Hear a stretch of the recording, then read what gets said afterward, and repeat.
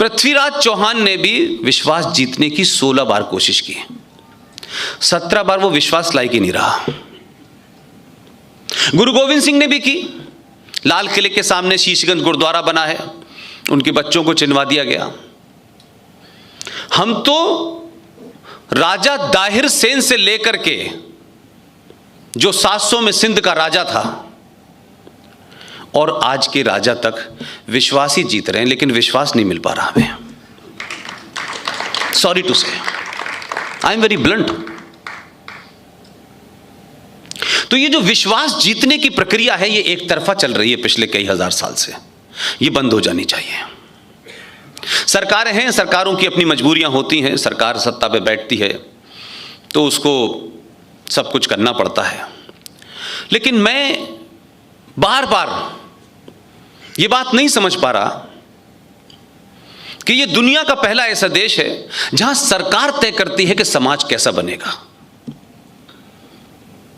मुझे कोई मिसाल नहीं मिलती कि ये ऐसा होता हो। दुनिया में हर देश उसका समाज तय करता है कि सरकार कैसी बनेगी। लिहाजा एक सरकार आती है, वो इजराइल के साथ संबंध नहीं रखती तो समाज वही बात कहने लगता है। दूसरी आती है, वो कहते पाकिस्तान के साथ संबंध रखने चाहिए, तीसरी कहती है नहीं रखने चाहिए, कि अब बातचीत करनी चाहिए। समाज भी उसी तरह बिहेव करने लगता है। ऐसी मिसाल मुझे कहीं नहीं मिलती। समाज परमानेंट है, सरकार आनी जानी है। अगर समाज चैतन्य होगा, समाज को अपने इतिहास पे, अपनी संस्कृति पे अगर भरोसा है, मान है, सम्मान है, तो चुन के भी वही जाएगा जो उसका सम्मान करे। हम भेड़ चाल की तरह किसी को भी चुनते रहे हैं। किसी को भी चुन दो भाई। अब तो यह स्थिति आ गई है कि अब आपको मिल ही नहीं रहा कि किसे चुने। लिहाजा आपने तो महान महान लोगों को चुन के भेजा है, क्योंकि आपको लगता था ये कोई हमारा काम थोड़ी नहीं, हमने वोट दे दिया बस, अब क्या हमारा लेना देना है, अब हम अपने धंधे पानी में लग जाएंगे। लेकिन आप धंधे पानी में लगे रहे और 70 साल में जिनको चुन के भेजा, उन्होंने इस मुल्क को 70 साल में 1947 के मुहाने पे खड़ा कर दिया है। जो समस्याएं 1947 में आप कहा करते थे, जिन समस्याओं से ये देश बटा, ये देश आज उसी कगार पे खड़ा हुआ है। अब यकायक आपको पिछले 5 साल में बोध हुआ है, और उस बोध कराने के लिए इतने हजार साल की परंपरा, इतने हजार साल पुराना सांस्कृतिक देश, चाणक्य, कोई भी नाम ले लीजिए, किसी दौर में एक से एक बड़ा आदमी आपके इस 5000 साल, जिसको रिटन तौर पे कहते हैं, लोग कहने को तो उसको लाख साल की कहते हैं, लेकिन मैं एक कट पॉइंट मान लेता हूं कि 5000 साल पुरानी सभ्यता है। ये 5000 साल पुरानी सभ्यता का देश पिछले 70 साल से इसे बौने चला रहे थे,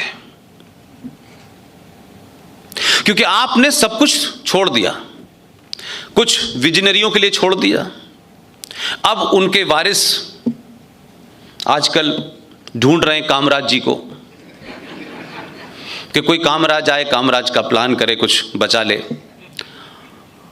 लेकिन जिनको राज चाहिए वहां कामराज नहीं मिलता। घुमा के हम इस स्थिति में खड़े क्यों हैं? इसके लिए मैं राजनीतिज्ञों को दोष कभी नहीं देता, इसके लिए मैं समाज को जिम्मेदार ठहराता हूं।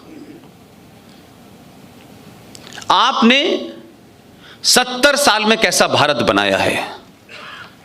सरकारों के कानून आते हैं, सरकारों के कानून जाते हैं, लेकिन मैं नहीं समझता कि दुनिया में कोई सरकार, किसी में भी यह हिम्मत होगी कि उस देश की 90 करोड़ जनता किसी एक चीज पे एक विश्वास रखती हो और सरकार उसके खिलाफ चली जाए। हिम्मत नहीं हो सकती। और आपके देश में तो अजीबोगरीब मिसाल है कि यहां तो 16% लोग, 18% लोग ये तय करते हैं कि सरकार कैसे बनेगी और कैसे चलेगी।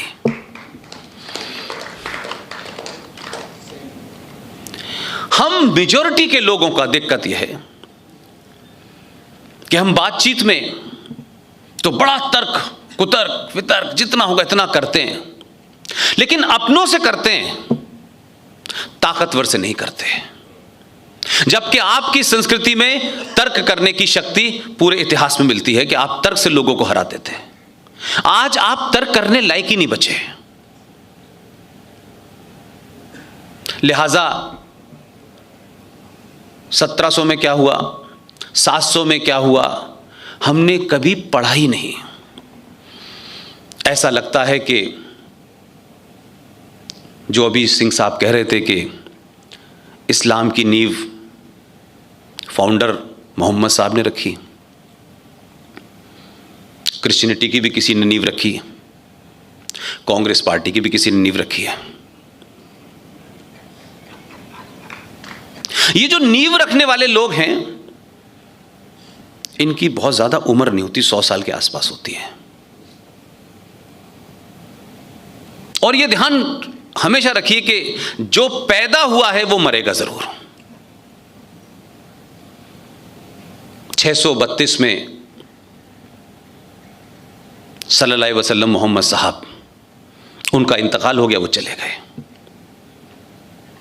अब उसको आगे वाले लोग चला रहे हैं।